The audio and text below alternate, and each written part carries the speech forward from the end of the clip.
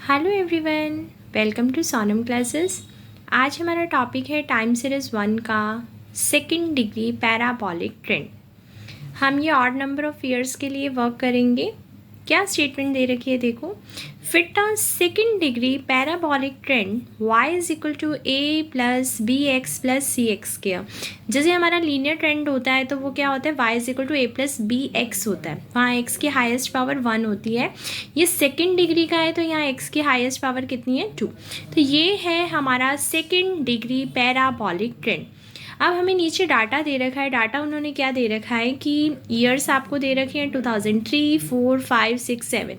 आपको पहले ही बताया कि ऑड नंबर ऑफ ईयर्स हैं, यानी कि 1, 2, 3, 4, 5 ईयर्स के लिए हम वर्क कर रहे हैं।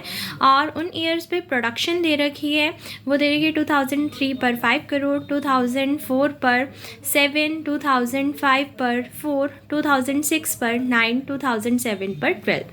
एंड देन उन्होंने बोला है कि also compute the trend values. हमें ट्रेंड वैल्यूज़ भी निकालनी है एंड प्रिडिक्ट करनी है द वैल्यू फॉर 2008, और 2008 के लिए भी वैल्यू को प्रिडिक्ट करना है। तो क्वेश्चन स्टार्ट करने से पहले इन क्वेश्चन में जो नॉर्मल इक्वेशंस यूज़ होंगी, हम पहले उन्हें बनाना सीखते हैं कि कौन कौन सी नॉर्मल इक्वेशंस हमारी यूज़ होंगी।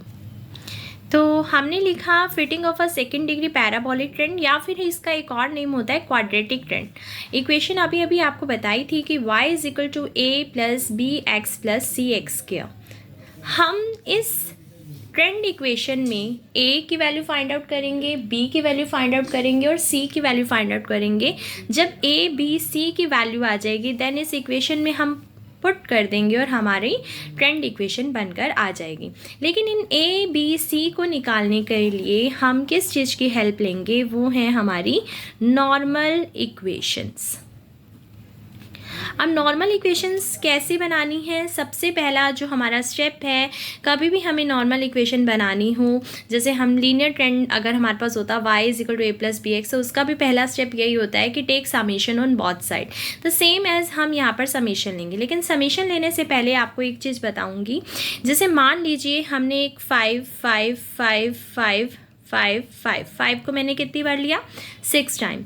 अब मैं आपको कहती हूँ कि मुझे इस 5 को 6 टाइम्स ऐड करना है, ठीक है। अब जब ऐड करना है तो आप कहोगे 5, 5, 5, 5, 5 को ऐड करा तो आंसर क्या है 30। तो अब हमने ऐसे 5, 5, 10, फिर 15, फिर 20, 25, 30। अब आपको अगर ये पता ही चल गया था कि ये 6 टाइम है तो आप सीधा भी कह सकते थे कि 5 × 6 ये कितना हो गया 30। यानी कि अगर मैं आपको कहती जैसे ए है, ठीक है। अगर ए है तो अगर मुझे इनको ऐड करना है तो आपको कि यहाँ a 6 टाइम है, तो दैट मीन्स कि आप यहाँ पर क्या लिख दीजिए 6a लिख दीजिए, ठीक है।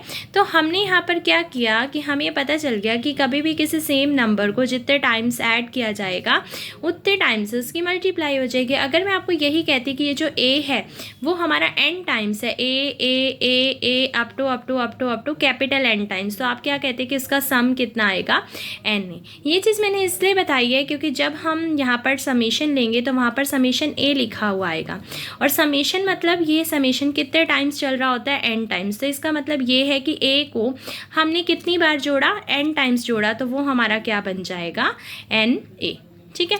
तो अब नॉर्मल इक्वेशंस बनाने के लिए हम क्या लेंगे, अपनी सेकंड डिग्री पैरामीट्रिक, ये जो हमारी सेकंड डिग्री की जो ये पैराबोलिक ट्रेंड है इसके ऊपर हम दोनों जगह समेशन ले लेंगे।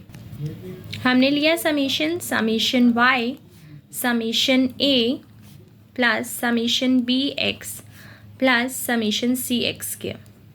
अब मैंने यहाँ कंप्लीट लिख दिया कि हमने जब समेशन लिया।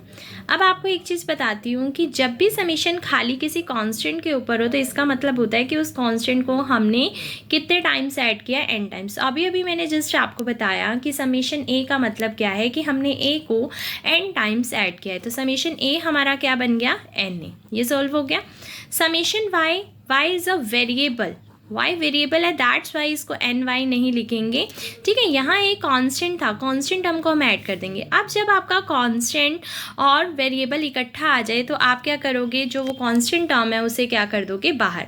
जब खाली कांस्टेंट था तो उसको हमने क्या किया, ऐड कर दिया, एन से मल्टीप्लाई कर दिया। लेकिन जब आपका कांस्टेंट और वेरिएबल इकट्ठा होगा तो आप उस कांस्टेंट को समेशन से बाहर कर दोगे। समेशन सिर्फ किसके ऊपर लगा दोगे, वेरिएबल के ऊपर। सेम एज हम यहाँ से सी और एक्स स्क्वायर था, सी को बाहर कर दिया, समेशन एक्स स्क्वायर। तो ये हमारी पहली नॉर्मल इक्वेशन रेडी हो गई। तो कई जो है इसे लर्न भी कर लेते हैं, लेकिन लर्न करने की ज़रूरत नहीं है। हम क्या करेंगे, बनाना हमने सीख लिया है, हम सीधा क्या कहेंगे कि जो भी हमारी पैराबोलिक ट्रेंड है उस पर पहली इक्वेशन बनाने के लिए आप क्या ले लीजिए, समेशन ले लीजिए दोनों जगह, ठीक है। अब हमने बनानी है अपनी सेकंड नॉर्मल इक्वेशन। तो हमारी एक नॉर्मल इक्वेशन रेडी हो चुकी है, ठीक है। अब सेकंड नॉर्मल इक्वेशन बनाने का क्या तरीका है, जो भी हमारी पैराबोलिक ट्रेंड इक्वेशन थी उसकी लेफ्ट हैंड साइड पर हम देखेंगे कि हमारा वेरिएबल कौन यूज़ हो रहा है, y। अब y, अब हमें पता है हमारे इक्वेशन में एक तो x यूज़ हो रहा है और एक y यूज़ हो रहा है। तो हम क्या करेंगे, y का जो अपोजिट वेरिएबल है x, उससे मल्टीप्लाई कर देंगे। किससे, जब y का अपोजिट वेरिएबल यानी कि x। तो अब हमने क्या किया, देखो y था, x से मल्टीप्लाई कर दिया, a की भी x से मल्टीप्लाई कर दी, bx की भी x से मल्टीप्लाई करी, तो x एक ऑलरेडी था, एक x मिलेगा तो वो क्या हो जाएगा, x square. c x square की x से मल्टीप्लाई करी, वो क्या हो गया, x का क्यूब। अभी ये हमारी नॉर्मल इक्वेशन बनी नहीं है। बनाने का तरीका क्या है कि फर्स्टली आप एक अपोजिट वेरिएबल से मल्टीप्लाई करो। यहाँ पर जो अपोजिट वेरिएबल इसका देखना है और जो भी वेरिएबल होगा उसके दोनों तरफ से ही मल्टीप्लाई करेंगे। करने के बाद उसी के ऊपर क्या ले लीजिए, समेशन। समेशन लिया, समेशन लिया, समेशन लिया और समेशन लिया। लेकिन अभी आपको मैंने सिखाया कि जब हम समेशन लेंगे तो पूरा हम उसको पहले बिल्कुल ठीक करके लिखेंगे। जैसे ये दोनों वेरिएबल हैं तो ये यूँ का यूँ पड़ा रहेगा, ठीक है। यहाँ ये कांस्टेंट है और यहाँ वेरिएबल है, कांस्टेंट टर्म बाहर आ जाएगी, समेशन किसके ऊपर लग जाएगा, एक्स के ऊपर। सेम एज बी बाहर आ गया, summation x square. Same as c बाहर आ गया, summation x cube. That is our second normal equation, ठीक है। जब हमारा पैराबोलिक ट्रेंड होता है यानी कि सेकंड डिग्री का पैराबोलिक ट्रेंड होता है तो हम तीन नॉर्मल इक्वेशन बनाते हैं।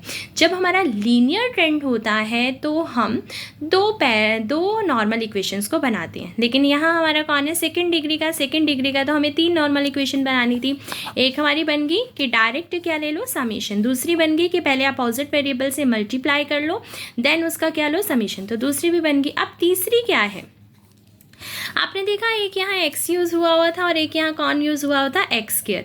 तो अब जैसे मैंने पहले दोनों जगह किससे मल्टीप्लाई करी थी, x से करी थी, अब मैं दोनों जगह किससे मल्टीप्लाई करूँगी, x स्क्वायर से मल्टीप्लाई करूँगी। तो एक ये भी ट्रिक होगी, पहले सीधा समेशन लो, फिर दोनों जगह x से मल्टीप्लाई करो, फिर दोनों जगह x स्क्वायर से मल्टीप्लाई करो। तो जब मैंने x स्क्वायर से इसकी मल्टीप्लाई करी तो x स्क्वायर से मल्टीप्लाई करने पर मेरा क्या बन गया, x स्क्वायर y, फिर इसकी एक्स स्क्वायर से मल्टीप्लाई करी ए एक्स स्क्वायर, फिर उसके बाद मैंने इसकी एक्स स्क्वायर से मल्टीप्लाई करी तो बी एक्स था ऑलरेडी, एक्स स्क्वायर मिला तो क्या बन गया, एक्स क्यूब। फिर उसके बाद सी एक्स स्क्वायर था तो एक्स स्क्वायर से मल्टीप्लाई करी तो सी एक्स रेज़ टू पावर 4। अभी ये नॉर्मल इक्वेशन नहीं बनी। क्या है कि मल्टीप्लाई करने के बाद हमें क्या लेना होता है, समीशन, समीशन, समीशन, समीशन, ठीक है। अब आपको पता है ये भी वेरिएबल, ये भी वेरिएबल, तो ये चीज़ हमारी ऐसी की ऐसी पड़ी रहेगी। ये कांस्टेंट, ये वेरिएबल, तो कांस्टेंट टर्म बाहर आ गई। फिर इसी तरह से ये कांस्टेंट, ये वेरिएबल, कांस्टेंट टर्म बाहर आ गई। सेम एज ये कांस्टेंट, ये वेरिएबल, कांस्टेंट टर्म हमारी बाहर आ गई। That is our third normal equation. तो फाइनली हमने अपनी तीन नॉर्मल इक्वेशंस बना ली। तो बस अब क्या करेंगे, जब हम अपनी तीन नॉर्मल इक्वेशंस बना लेंगे, that is over first, that is over second, that is a third. तो आप देख रहे हो यहाँ समीशन y यूज़ हो रहा है, समीशन x यूज़ हो रहा है, summation x square, summation x y, summation x cube, summation x square y, summation x की 4। ये सारी टर्म्स जो यूज़ हो रही हैं, जो हमें अपना ओरिजिनल डाटा गिवन होगा, जैसे कि हमारी x और y होंगी, हम x का स्क्वायर कर देंगे। यहाँ से हमें x का स्क्वायर भी चाहिए, आप देख रहे हो x का क्यूब भी चाहिए, x की 4 भी चाहिए। तो ये सारी चीज़ें करने के बाद इस वाली टर्म को ऐड करेंगे, समीशन x स्क्वायर बन जाएगा। इस वाली टर्म को जोड़ेंगे, समीशन x क्यूब बन जाएगा। इस वाली को जोड़ेंगे तो समीशन x की 4 बन जाएगा। x और y की मल्टीप्लाई करेंगे तो समीशन x y बन जाएगा। इसी तरह से x स्क्वायर की y से मल्टीप्लाई करेंगे तो x स्क्वायर y बन जाएगा। ठीक है, तो फिर ये डाटा सारा हम अपनी तीनों नॉर्मल इक्वेशंस में पुट कर देंगे और एलिमिनेशन मेथड की हेल्प से हम अपना A B C find out कर लेंगे और फिर अपनी इस 4 इक्वेशन में जाकर पुट कर देंगे। तो जो हमारी नॉर्मल इक्वेशन होगी हम इसका नाम क्या रख देंगे, स्टार। ठीक है, तो अब हम अपना क्वेश्चन स्टार्ट करते हैं। तो बनाने का तरीका आ गया। अब मैं जब क्वेश्चन करूँगी तो डायरेक्ट उसकी नॉर्मल इक्वेशंस लिख दूँगी। आपको बनाने का तरीका इसीलिए मैंने बता दिया, तो इसलिए क्रैम करने की नीड नहीं है। हम अपना बनाने का तरीका हमें आता है, पहले समेशन लो, फिर एक्स से मल्टीप्लाई करके समेशन लो, फिर उसके बाद एक्स स्क्वायर से मल्टीप्लाई करके समेशन लो, तो हमारी 3 इक्वेशंस रेडी हो जाएंगी। ठीक है, आप क्वेश्चन स्टार्ट करती हैं। तो मैंने यहाँ पर अपनी तीनों नॉर्मल इक्वेशंस लिख कर रख ली हैं। अब हम अपना क्वेश्चन देखते हैं। क्वेश्चन में हमें जो गिवन था वो ये गिवन था, ईयर मैंने नोट डाउन कर लिया और प्रोडक्शन गिवन थी। ये देखिए, ईयर था 2003 से 2007 तक एंड डाटा था 574912, तो हमने नोट डाउन कर लिया। अब जो हमें डाटा जो वैल्यू यानी कि जो मिली होती है, हम उसे वाई वेरिएबल का नेम देते हैं। अब एक्स वेरिएबल का नेम किसे देते हैं, एक्स वेरिएबल का जो नेम देते हैं, ये जो हमें ईयर्स गिवन होते हैं, इन ईयर में से अगर हमारे क्वेश्चन में ओरिजिन मेंशन ना हो, क्या होता है कि कई बार क्वेश्चन में जो ईयर्स दे रखे होते हैं उसमें से आपको एक ओरिजिन मिलता है। ठीक है, एक ईयर ओरिजिन की फॉर्म में मिलता है एंड देन फिर हम उस ओरिजिन से अपने बाकी ईयर्स की डेविएशंस निकाल लेते हैं। लेकिन जब हमने ये क्वेश्चन पढ़ा था तो हमें कहीं पर भी ये मेंशन नहीं किया गया था कि किसी ईयर को ओरिजिन बोला हो। तो जब भी हमें ओरिजिन गिवन नहीं होता तो हम क्या करते हैं, जो हमें ये ईयर्स गिवन होते हैं इसका जो मिडिल वाला होता है उसको हम एज अ ओरिजिन ट्रीट करते हैं। तो हम यहाँ पर क्या कर लेते हैं, हमने यहाँ पर 2005 को ओरिजिन मान लिया। ठीक है, अब 2005 को ओरिजिन मान लिया। ओके, अब हम क्या करेंगे, जब हमने 2005 को ओरिजिन माना है तो हम यहाँ पर उसकी डेविएशंस निकालेंगे। जो सामने जिस ईयर को माना है वहाँ पर उस वैल्यू को हमने क्या रख दिया, 0, यानी कि 2005 की 2005 से डेविएशन करें, यानी कि 2005 माइनस 2005 इज़ 0। अब 2006 की डेविएशन अगर करनी हो 2005 से, तो आपने क्या करना है, जिस ईयर में आप वर्क कर रहे हो, जैसे कि आप किस में वर्क कर रहे हो, 2006 में। ठीक है, माइनस क्या करेंगे, जिसको हमने ओरिजिन माना है। तो ये वैल्यू हमारी कितनी आ गई, ये वैल्यू आ गई हमारी 1। ठीक है, इसी तरह से 2007 की जब हम करेंगे तो माइनस में क्या करेंगे, जो ओरिजिन वाला है कितना आ गया हमारा 2। सेम एज 2004 में जब हम काम करेंगे 2004 माइनस में 2005, यानी कि पहले वो ईयर लिखना है जिस ईयर में वर्क कर रहे हैं, माइनस में वो ईयर लिखना है जिसको आपने ओरिजिन माना है। यह कितना आ गया, -1। सेम एज ये कितना आ जाएगा, -2। तो ये जो हमने ओरिजिन से डेविएशंस निकाली हैं, इस डाटा को हम क्या रिप्रेजेंट करते हैं, कैपिटल एक्स। तो अब आप देख रहे हो कि आपका एक्स भी रेडी है, आपका वाई भी रेडी है। तो हमने समेशन वाई निकाल कर रख लिया, समेशन एक्स भी निकाल कर रख लिया। जब भी हम मिडिल वाली टर्म को ओरिजिन लेते हैं और अगर कोई भी गैप ना दे रखा हो, कई बार क्या होता है कि बीच में एक ईयर मिसिंग कर देते हैं, तो फिर आपको पता ही है कि समेशन एक्स 0 नहीं आएगा। लेकिन अगर बराबर ही ऊपर टर्म है, बराबर ही नीचे टर्म है, तो आपको पता है ये प्लस की, ये माइनस की, ये माइनस की और ये प्लस की, तो टोटल सम करेंगे तो कितना आ जाएगा, 0। अब आप देख पा रहे हैं कि हमारी जो 3 नीचे नॉर्मल इक्वेशंस लिखी हुई हैं, हमें समेशन वाई की नीड थी जो कि हम निकाल चुके हैं, समेशन एक्स की नीड थी जो कि हम निकाल चुके हैं।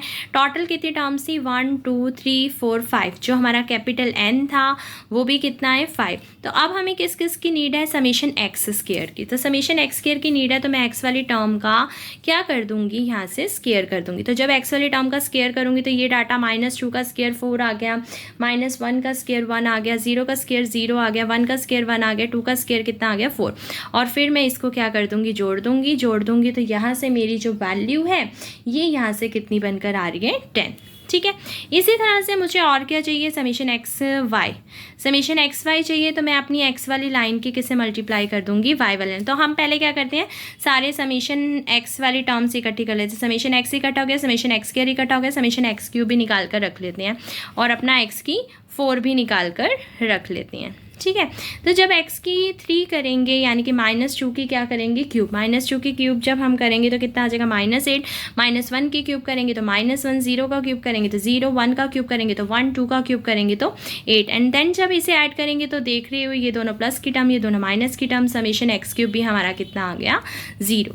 x की पावर जब 4 करेंगे दैट मीन्स जो हमारी x वाली टर्म है उसकी 4 पावर करेंगे, ये हमारा 16 आ गया, ये हमारा 1 आ गया, 0 आ गया, ये 1 आ गया और ये हमारा 16 आ गया। तो जब हम इसका सम करेंगे समेशन x की 4 भी हमारा रेडी हो गया, इसका सम करके हमारे पास कितना आ रहा है 34।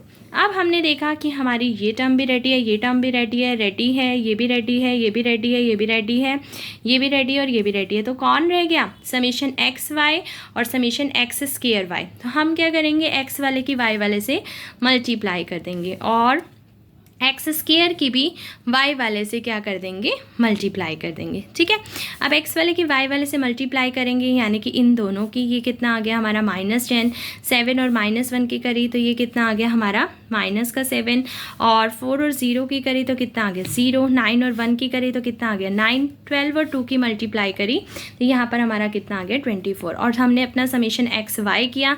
तो समेशन एक्स वाई जब इस पूरी टर्म को हमने जोड़ा तो यहाँ पर हमारा कितना आ गया 16। अब हमें क्या करना है लास्ट वन एक्स स्क्वायर की वाई से मल्टीप्लाई करनी है यानी कि इस वाली लाइन की इस वाली लाइन से मल्टीप्लाई करनी है।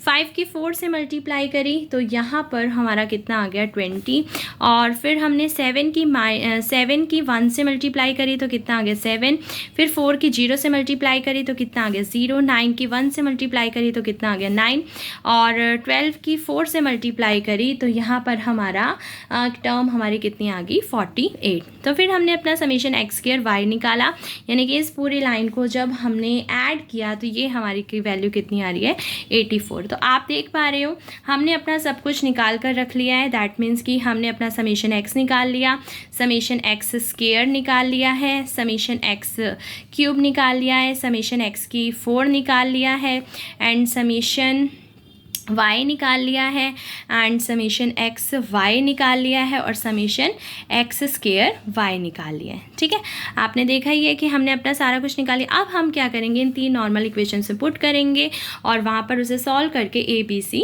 निकाल लेंगे।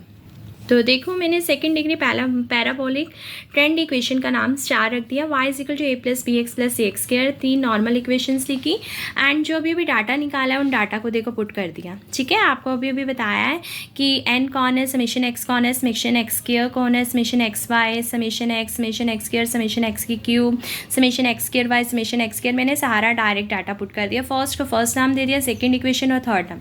अब आप देख ही पा रहे हो कि जो हमारी फर्स्ट इक्वेशन है वो हमारी इक्वेशन जो है किस में रह गई A और C में रह गई है। ठीक है, ये बन गई हमारी रेडी होगी। जो हमारी सेकंड इक्वेशन है वहाँ पर आप देख ही पा रहे हो कि डायरेक्ट हमारी B की वैल्यू निकल कर आ रही है, ये कितनी आ गई 16/10 आ गई, 16/10 यानी कि हमारा 1.6 आ गया। तो B की वैल्यू तो डायरेक्ट ही निकल आई। और जो हमारी थर्ड इक्वेशन थी वो इक्वेशन भी हमारी किस में रह गई A और C में रह गई।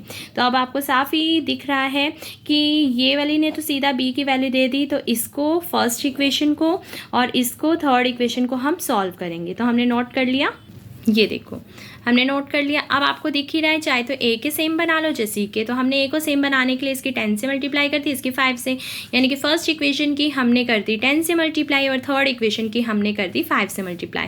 तो जब इसकी 10 से मल्टीप्लाई करी तो 370, 50 एंड 100 और जब इसकी हमने 5 से मल्टीप्लाई करी 84 की 5 से मल्टीप्लाई करती 420, 10 की 5 से मल्टीप्लाई करी 50, 34 की 5 से मल्टीप्लाई करी 170।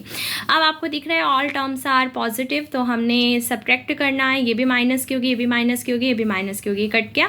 अब इन दोनों को सॉल्व किया -50 आया, इन दोनों को सॉल्व किया -70 से आया। माइनस से माइनस हमने काट दिया, माइनस से माइनस जब हमने काटा है तो ये वैल्यू आ गई 50 और ये हो गई 70 से। C को अपने पास रखा, 70 को नीचे भेजा, C की वैल्यू 5/7 आ गई, उन दोनों को डिवाइड किया, हमारी वैल्यू कितनी आ गई 0.71।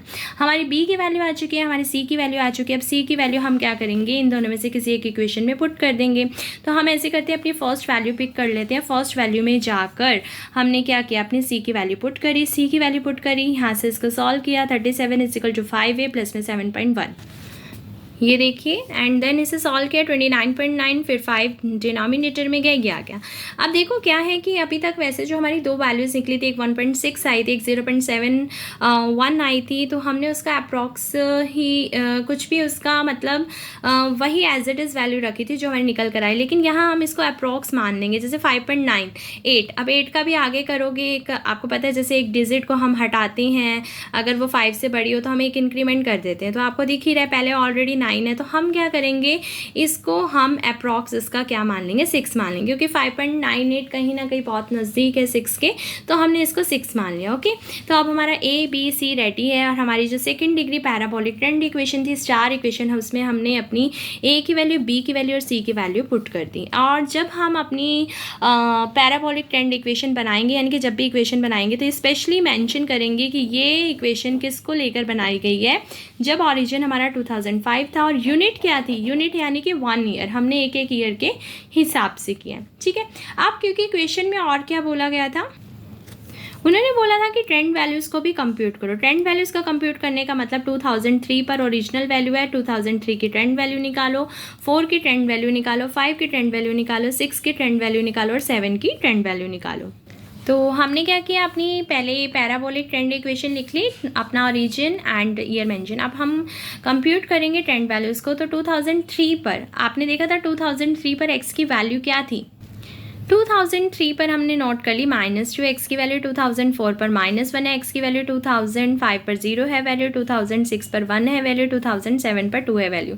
यानी कि जब हम ट्रेंड वैल्यूज़ निकालेंगे तो वहाँ पर हमें एक्स की वैल्यू पुट करनी है हर ओरिजिन के लिए, हर ईयर के लिए। तो 2003 पर एक्स की वैल्यू -2 पुट करेंगे, 4 पर -1 पुट करेंगे, 5 पर 0 पुट करेंगे, एंड 6 पर 1 पुट करेंगे और 7 पर 2 पुट करेंगे। और क्योंकि हमें प्रिडिक्ट करनी है 2008 की भी, तो वहाँ पर हमारी एक्स की वैल्यू 3 पुट करेंगे। तो करते हैं, देखिए हमने इक्वेशन में अपना x की वैल्यू -2 पुट कर दी, -2 पुट की, सॉल्व किया, y की वैल्यू निकल कर आ गई।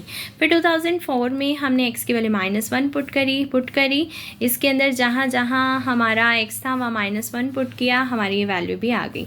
सेम एज 2005 में x की वैल्यू 0 थी, हमने पुट करी, हमारी वैल्यू आ गई।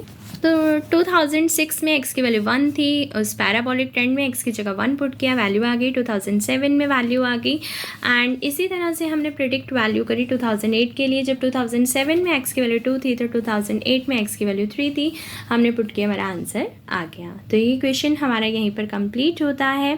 तो हमारा ये जो टाइम सीरीज़ 1 का जो सेकेंड डिग्री का पैराबोलिक ट्रेंड था, या फिर यूँ कहें क्वाड्रेटिक ट्रेंड, वो मैथड हमारा इस तरह से हमें करना था। तो ये क्वेश्चन हमारा यहीं पर कंप्लीट होता है, ये टॉपिक भी हमारा यहीं पर कंप्लीट होता है। बाय।